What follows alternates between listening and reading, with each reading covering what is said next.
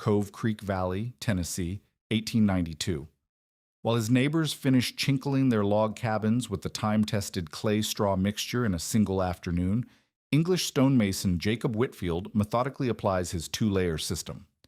First, hand-packed sphagnum moss mixed with deer hair pressed tight against the logs. Then, a carefully mixed clay-lime mortar sealed over the exterior. The work takes him 4 days. His neighbors call it stonemason foolishness. They call him wasteful. Standard Appalachian chinking used local red clay mixed with chopped straw. Quick, cheap, effective enough. Takes 3 men half a day to chink a standard cabin. Whitfield's elaborate method requires 32 hours of labor versus 8 hours for proven techniques. Then December arrived. The winter of 1892 to 93 brought temperatures 15 degrees below normal. By January, sustained cold reached 12 below zero. Standard cabins struggled, interior temperatures of 38 degrees despite fires burning constantly. Families burned through 5 cords of firewood by February, ice forming on interior walls near chinking gaps. But Whitfield's cabin, interior maintained 58 to 62 degrees with twice daily firings. He burned only 1.5 cords through January and February combined. What did this English immigrant understand about heat, insulation, and wood movement that 3 generations of Tennessee mountain builders had missed? If you value stories of practical wisdom that stood the test of time, make sure to subscribe. We've got more documented accounts worth remembering. The morning air carried the sharp bite of early autumn as Jacob Whitfield knelt beside his 16 by 20-foot chestnut cabin, methodically pressing handfuls of sphagnum moss between the logs. September in Cove Creek Valley meant racing against winter's arrival, and every other settler in the hollow had finished their chinking weeks ago. Down the creek, Tom Braswell stood watching from his own completed cabin, shaking his head at the Englishman's peculiar methods. Whitfield had spent 3 days gathering the moss from the north-facing banks of Cove Creek, selecting only the longest, most pliable strands that grew in perpetual shade, where the water ran cold and clear. Most settlers would have dismissed such careful selection as unnecessary fussing. But Whitfield understood something his neighbors did not. The cellular structure of properly harvested sphagnum moss contained thousands of tiny air pockets that would trap warm air more effectively than any other natural material available in these mountains. The deer hair came next, painstakingly collected from autumn sheds found along game trails and mixed into the moss with the precision of a man who had learned his trade under demanding masters. Whitfield's father, Samuel, had taught him that medieval English builders used similar techniques, sheep's wool and horsehair pressed between oak timbers. But American chestnut behaved differently than European oak. These Tennessee logs would shrink and expand dramatically with temperature changes, creating gaps that rigid chinking could never accommodate. Working alone, Whitfield packed the moss and hair mixture tight against each log, using a wooden paddle to compress the material until it formed a dense barrier between the timbers. The work progressed slowly, perhaps 10 feet of wall per day, while his neighbors had chinked entire cabins in single afternoons, using the tried-and-true mountain method of red clay mixed with chopped straw. Tom Braswell finally wandered over on the second day, curiosity overcoming his skepticism.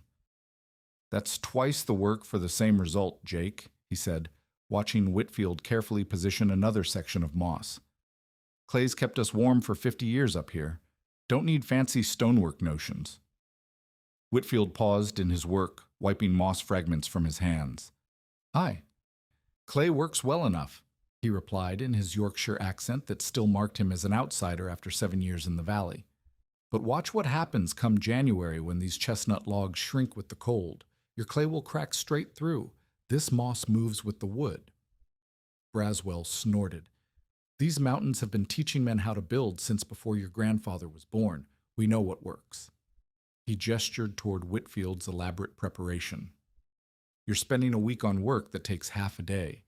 Time's money up here, especially with winter coming."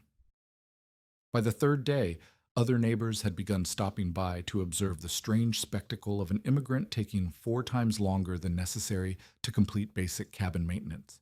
Ezra McClure, the valley's most experienced builder, arrived with obvious disapproval written across his weathered face. McClure had chinked over 40 cabins using standard methods, and his success record spoke for itself. Families stayed warm, cabins lasted decades, and the work got done efficiently. "You're making this harder than it needs to be," McClure told Whitfield bluntly.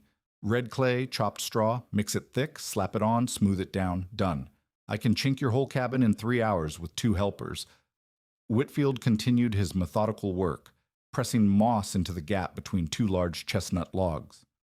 "How long does your clay chinking last before it needs repair?" he asked. 3, maybe 4 years if the winter's not too harsh," McClure admitted. "But that's normal maintenance, part of mountain living." "This moss will last 8 to 10 years, Whitfield replied. "And it'll keep the cabin warmer while it does it." McClure shook his head. "You're overthinking simple work, Jake. Mountain folk have been staying warm just fine without all this fuss." The 4th day brought the 2nd layer, Whitfield's carefully mixed clay-lime mortar that would seal the moss barrier against wind and moisture. He had spent 2 days preparing the lime, burning limestone chips in a small kiln he had built behind his cabin, then slaking the resulting quicklime with precise amounts of water. The process required knowledge of chemical reactions that most frontier builders never encountered, but Whitfield's masonry background had taught him the value of lime in creating flexible, self-sealing mortars. The final mixture contained 40% local red clay, 30% of his carefully prepared lime, 20% coarse sand from the creek bed, and 10% finely chopped chestnut bark. This outer layer would provide weather protection while allowing the inner moss barrier to function as the primary insulation. The lime would keep the mortar flexible as temperatures changed, preventing the cracking that plagued standard clay chinking. As word of Whitfield's elaborate methods spread through the valley, the comments grew more pointed. "Stonemason foolishness," Tom Braswell told his wife loud enough for Whitfield to hear, "making a simple job into some kind of church-building project." Even neighbors who respected Whitfield's craftsmanship questioned the expense and effort. The materials alone cost $3.50 compared to $1.80 for standard clay chinking, a significant difference for families living on tight budgets. The labor requirement told an even starker story: 32 hours of careful work versus 8 hours using proven methods. Sarah Wilson, whose family had built their cabin using McClure's standard techniques, watched Whitfield apply the final smoothing passes to his outer mortar layer. "It surely looks professional," she said diplomatically, "but I wonder if all that extra work will make much difference come winter." October's first frost arrived early that year, catching some families still making final preparations for the cold months ahead. Standard cabins throughout the valley required their first fires of the season as temperatures dropped into the 30s. Whitfield's cabin remained comfortable without any heating, the dense moss barrier and flexible lime mortar maintaining interior warmth through the night. Tom Braswell noticed the absence of smoke from Whitfield's chimney during the early morning hours, when his own fire had died to coals, but he dismissed it as coincidence. Real winter had not yet arrived. The true test would come with December's killing cold, when every gap in a cabin's defenses would mean the difference between comfort and misery, between warmth and death. November brought the familiar rhythm of winter preparation to Cove Creek Valley, as families throughout the hollow began the annual race against the cold. Tom Braswell and his sons spent long days splitting oak and hickory, building the customary 6 to 8 cord woodpile that would see them through until spring. Down the creek, Ezra McClure banked dirt around his cabin's foundation and checked his roof for loose chinking between the split log shingles.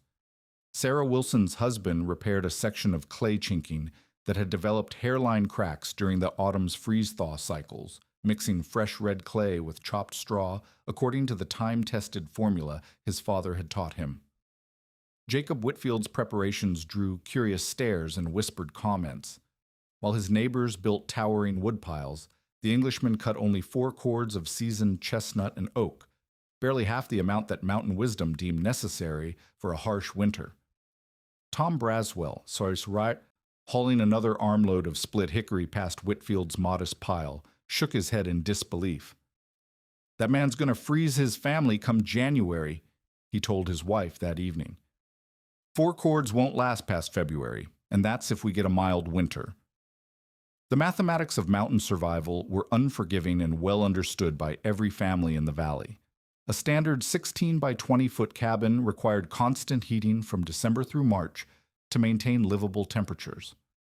Experience had taught the settlers that each cord of hardwood would burn for approximately 3 weeks during steady use, meaning 6 cords provided the bare minimum for winter survival, with 8 cords offering comfortable security against unexpected cold snaps or late springs.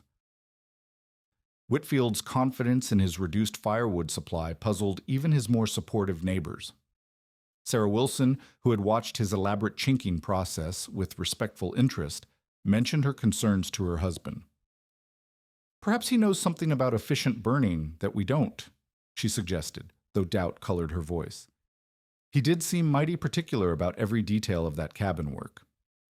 The technical differences between standard mountain chinking and Whitfield's double-layer system were becoming apparent as temperatures dropped.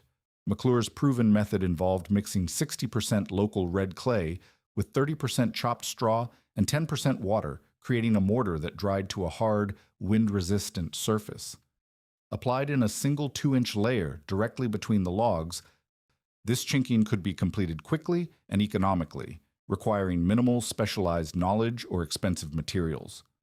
Whitfield's approach represented a fundamental departure from frontier pragmatism. His inner layer of compressed sphagnum moss mixed with deer hair created what modern building science would recognize as an R3 insulation value per inch, nearly 3 times the thermal resistance of solid clay.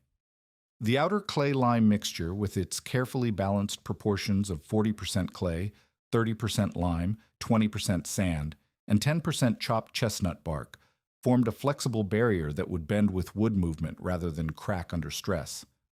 The first hard freeze arrived during the 3rd week of November, dropping nighttime temperatures to 28 degrees Fahrenheit. Standard cabins throughout the valley required fires by 4 o'clock in the afternoon to maintain comfortable interior temperatures, with families banking coals carefully to preserve heat through the night. Whitfield's cabin remained warm until 7 o'clock without any heating, the dense moss barrier trapping enough residual heat from the day's sun to extend comfortable conditions well into the evening. McClure, walking past Whitfield's cabin on his way to check his own firewood supply, noticed the absence of chimney smoke during the early evening hours when every other cabin in the valley showed steady columns of gray rising into the still air. The observation troubled him more than he cared to admit. His own cabin, chinked according to methods passed down through 3 generations of mountain builders, required careful fire management to prevent the interior temperature from dropping below 40 degrees during cold nights. Temperature measurements, though crude by modern standards, told a revealing story during those early tests of both chinking systems. Using simple mercury thermometers placed against interior walls, the differences became quantifiable. Outside temperatures of 32 degrees Fahrenheit translated to 45 degrees inside standard cabins without active fires, while Whitfield's cabin maintained 52 degrees under identical conditions. The 7-degree difference represented more than mere comfort. It meant the difference between water freezing in wash basins and remaining liquid, between children needing heavy blankets and sleeping soundly in light coverings. Community gossip began focusing on Whitfield's unconventional preparations with increasing intensity. His English background, combined with his departure from accepted building practices, marked him as an outsider whose methods challenged established mountain wisdom. Tom Braswell's criticism grew sharper as November progressed.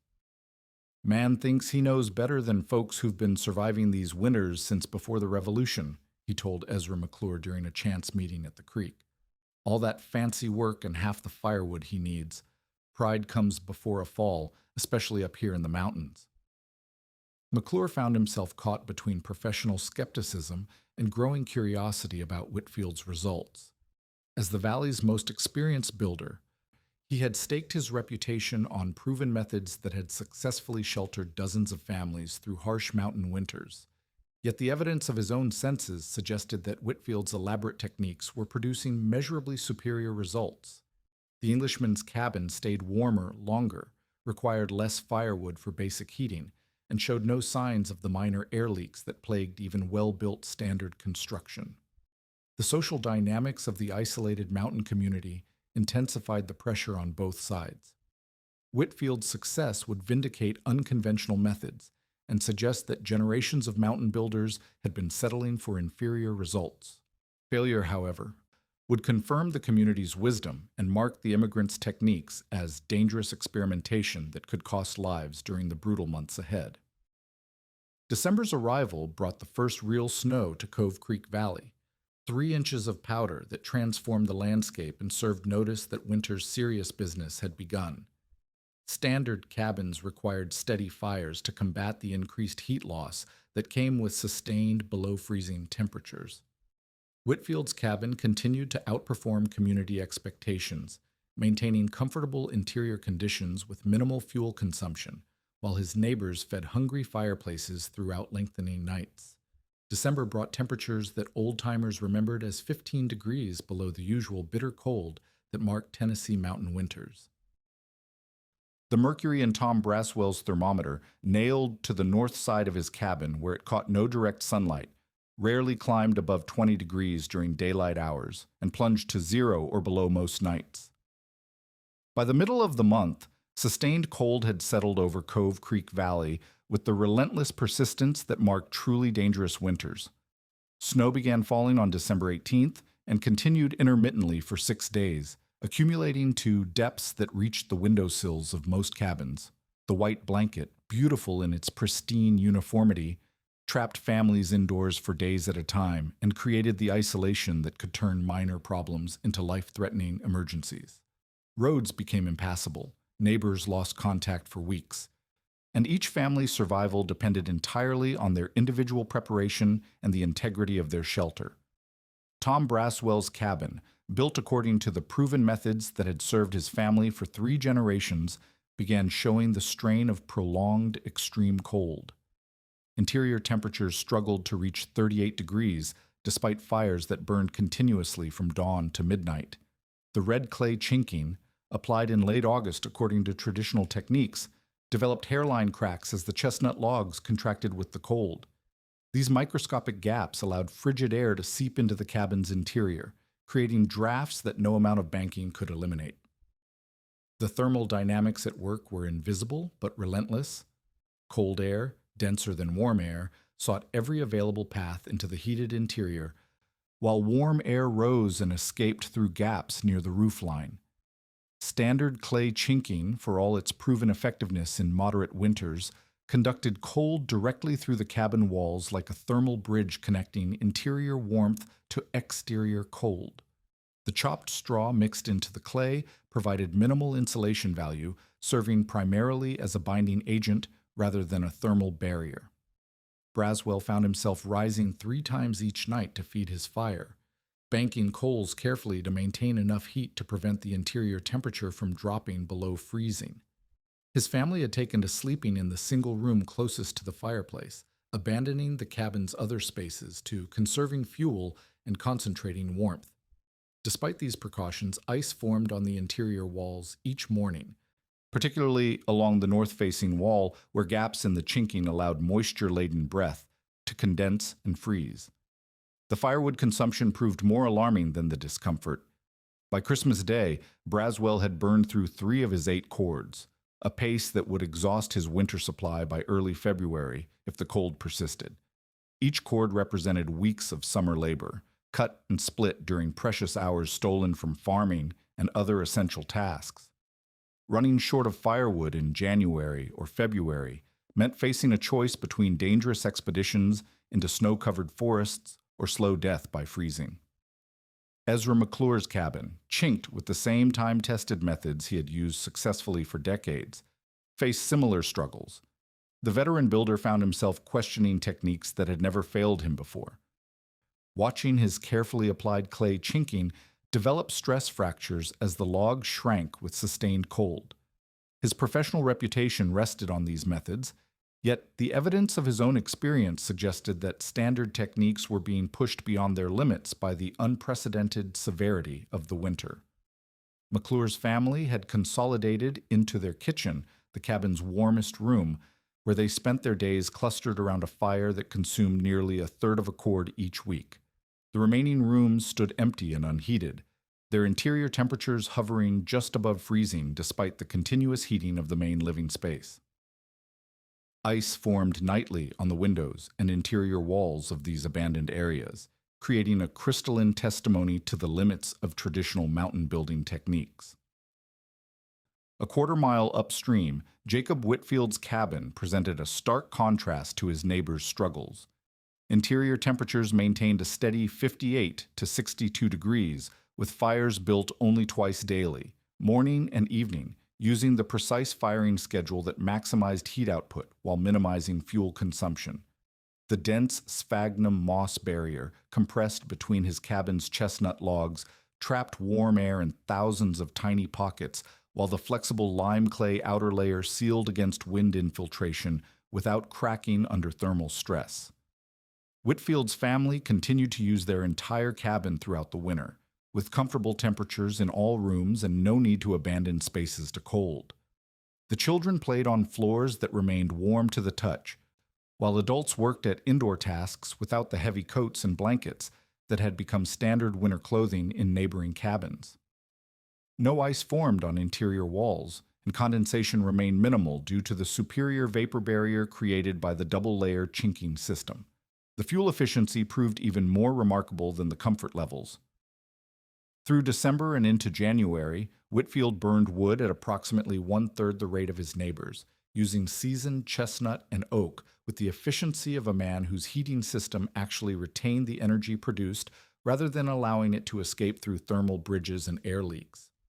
His modest four-cord winter supply, initially viewed as dangerously inadequate, appeared sufficient to carry his family through the entire winter with reserves remaining for emergency use. Sarah Wilson, whose family had moved into their single warmest room like most of their neighbors, noticed the steady wisps of smoke rising from Whitfield's chimney only twice each day, while her own fire burned continuously. The observation troubled her husband, who had dismissed the Englishman's elaborate preparation as unnecessary complication. Their cabin, chinked using McClure's proven methods, required constant attention to maintain barely acceptable interior temperatures, while Whitfield's family appeared to live in comfortable warmth with minimal effort. Word spread slowly through the isolated valley about the performance differences between building techniques. Neighbors who had mocked Whitfield's wasteful preparation began paying attention to the practical results visible in reduced firewood consumption and comfortable living conditions.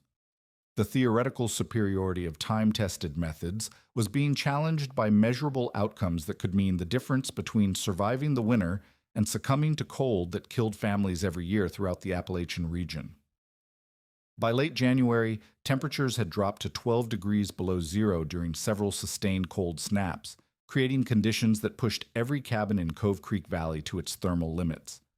Standard chinking began failing visibly, with gaps opening between logs as the wood contracted beyond the elastic limits of rigid clay mortar.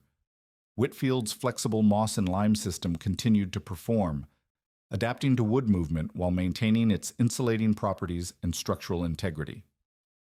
March 3, 1893, arrived with a fury that caught even experienced mountain families unprepared.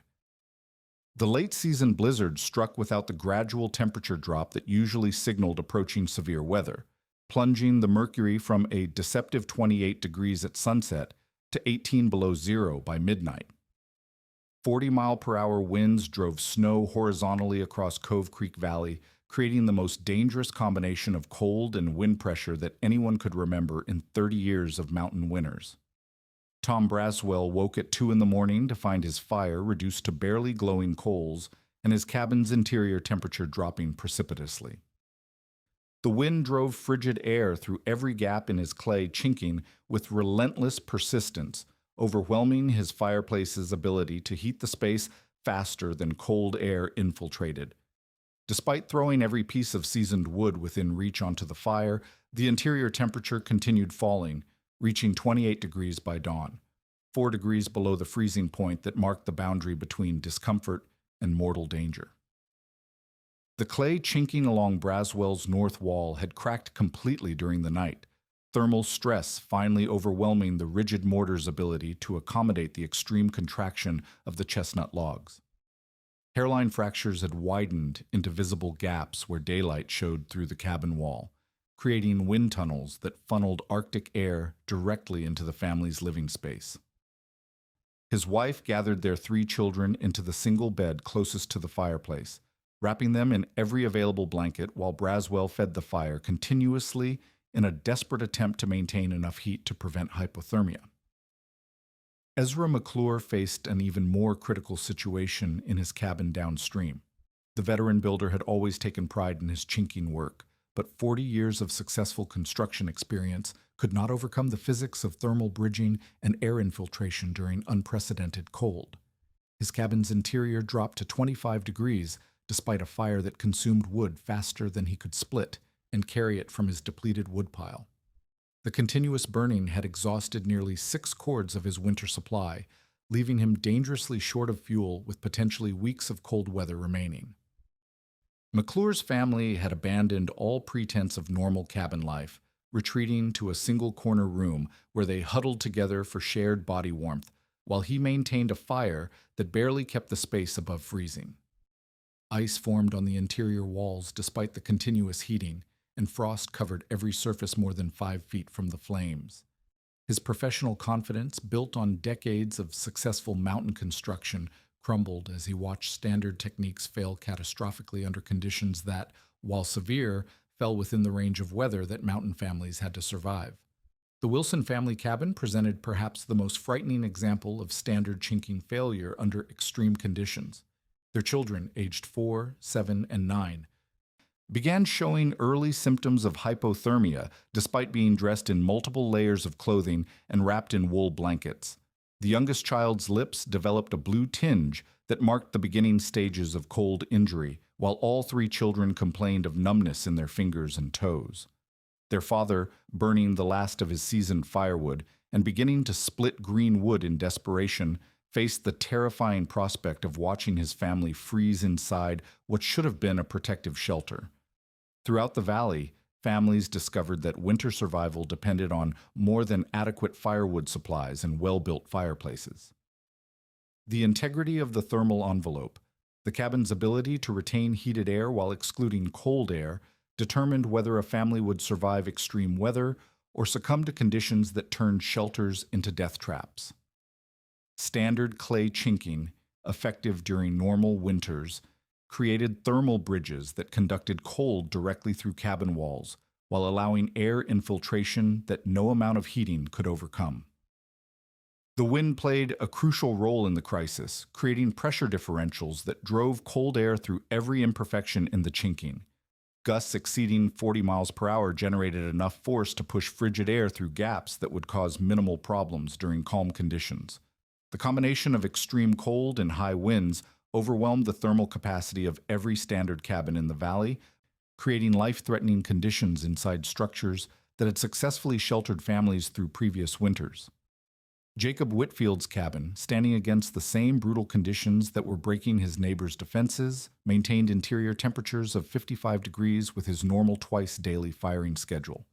The dense sphagnum moss barrier, compressed but not compromised by the extreme cold, continued to trap warm air in countless microscopic pockets, while the flexible lime clay outer layer moved with the contracting logs without cracking or developing air leaks. Wind pressure that drove cold air through rigid clay chinking could not penetrate the adaptive seal created by Whitfield's double-layer system. The thermal performance difference had become a matter of life and death rather than mere comfort. While his neighbors burned through their remaining firewood supplies in desperate attempts to maintain above-freezing interior temperatures, Whitfield's family continued their normal daily routines in shirt sleeves, comfortable in every room of their cabin. The children played on warm floors while adults worked at indoor tasks without the bulky winter clothing that had become survival gear in neighboring cabins. By March 5th, the crisis had reached its peak. Tom Braswell, facing the choice between leaving his family to search for emergency firewood in deadly conditions or watching them slowly freeze in their failed shelter, made the decision that would vindicate Jacob Whitfield's methods before the entire valley community. Loading his wife and children onto a sled, he struggled through knee-deep snow to reach the Englishman's cabin, where he found warmth, safety, and grudging admission that unconventional methods had proven superior to generations of mountain wisdom. Ezra McClure arrived 2 hours later, carrying his youngest grandchild, who had developed dangerous symptoms of cold exposure. The Wilson family followed that afternoon, their desperate situation forcing them to abandon their cabin entirely and seek refuge with the immigrant whose wasteful preparation had become their salvation. By evening, 12 people crowded into Whitfield's cabin, which maintained comfortable temperatures for the expanded population with only a modest increase in firing frequency. The social dynamics of the crisis stripped away the community's resistance to acknowledging Whitfield's success. Families who had mocked his elaborate preparation now depended on his superior building techniques for their survival, creating a dramatic reversal that validated innovation over tradition and immigrant knowledge over established mountain practices. The night of reckoning had arrived, and the man they had called a fool had become their refuge from the killing cold that had defeated every other cabin in Cove Creek Valley. Spring's arrival in 1893 brought more than relief from the brutal winter that had nearly claimed several families in Cove Creek Valley. As temperatures climbed above freezing and the last snow melted from north-facing slopes, the community faced a reckoning with building methods that had failed catastrophically when tested by extreme conditions. Jacob Whitfield's cabin stood intact and undamaged. Its innovative chinking system having protected not only his own family, but also the neighbors who had sought refuge during the March blizzard.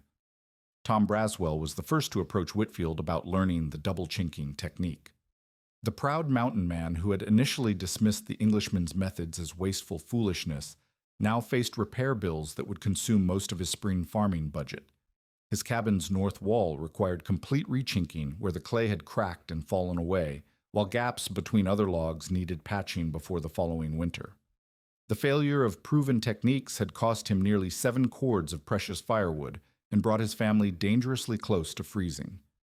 Whitfield received his neighbors' requests for instruction without smugness or reproach, understanding that mountain pride ran deep and that admitting error required considerable courage from men whose survival depended on their building skills. He began the teaching process by explaining the fundamental principles behind his success, starting with the cellular structure of properly selected sphagnum moss and its superior insulating properties compared to chopped straw or other organic fillers used in traditional clay chinking. The moss gathering expedition drew 8 families from throughout the valley, including Ezra McClure, whose professional reputation had suffered during the winter's trials. Whitfield led them to the north-facing creek banks, where the longest, most resilient moss grew in perpetual shade, demonstrating the selection criteria that ensured optimal thermal performance. The moss had to be harvested during specific conditions, dry weather following several days without rain, to prevent mold and ensure proper compression characteristics when mixed with animal hair. McClure, swallowing his professional pride, asked detailed questions about lime preparation and mixing ratios. The veteran builder had never worked with lime mortar, which required knowledge of chemical reactions and timing that frontier construction typically avoided. Whitfield explained the process of burning limestone chips in small kilns, slaking the resulting quicklime with precise water measurements, and achieving the 40-30-20-10 ratio that created flexible, self-sealing exterior barriers. The technical knowledge transfer went beyond simple instruction to encompass the reasoning behind each step. Whitfield explained how lime mortar remained flexible as temperatures changed, allowing the chinking to move with expanding and contracting logs rather than cracking under stress. He demonstrated the vapor permeability that prevented moisture buildup while maintaining air barriers, and showed how the 2-layer system created thermal breaks that interrupted heat conduction through cabin walls. Sarah Wilson, whose family had nearly lost their youngest child to hypothermia, took careful notes as Whitfield described the importance of air pocket preservation in the moss layer. The dense organic material had to be compressed enough to create structural integrity without destroying the countless tiny spaces that trapped warm air. Too little compression resulted in settling and gap formation, while excessive pressure eliminated the thermal properties that made moss superior to solid clay filling. By autumn of 1893, 8 families had adopted variations of Whitfield's double-chinking method, adapting the technique to their individual circumstances and available materials. Tom Braswell spent 6 weeks rechinking his cabin using sphagnum moss gathered from Cove Creek, while the Wilson family incorporated sheep's wool obtained through trade with families in neighboring valleys. McClure, whose professional reputation depended on successful innovation, experimented with different lime sources and mixing techniques until he achieved results comparable to Whitfield's original method. The retrofit process proved more challenging than new construction, requiring complete removal of failed clay chinking and careful preparation of log surfaces before applying the moss barrier.